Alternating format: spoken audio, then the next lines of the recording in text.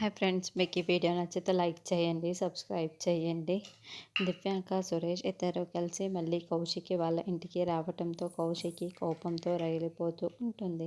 వచ్చిన పని పూర్తి కానిచ్చి మేము వెళ్ళాలి అని కౌశికి ఉంటుంది. ఈ మాట ఏ ముఖం మాట్లాడి అంటున్నావు సురేష్?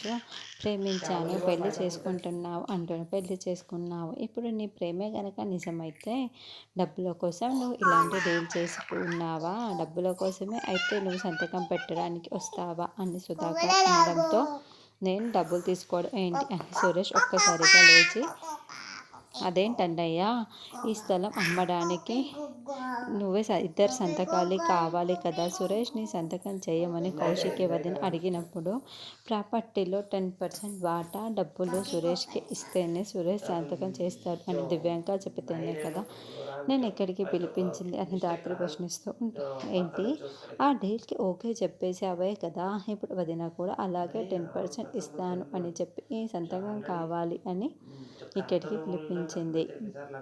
దాంతో సురేష్ చాలా షాకింగ్గా దివ్యాంక వైపుకు చూస్తూ ఉంటే దివ్యాంక ఏమీ మాట్లాడకుండా తలదించుకొని ఉంటుంది.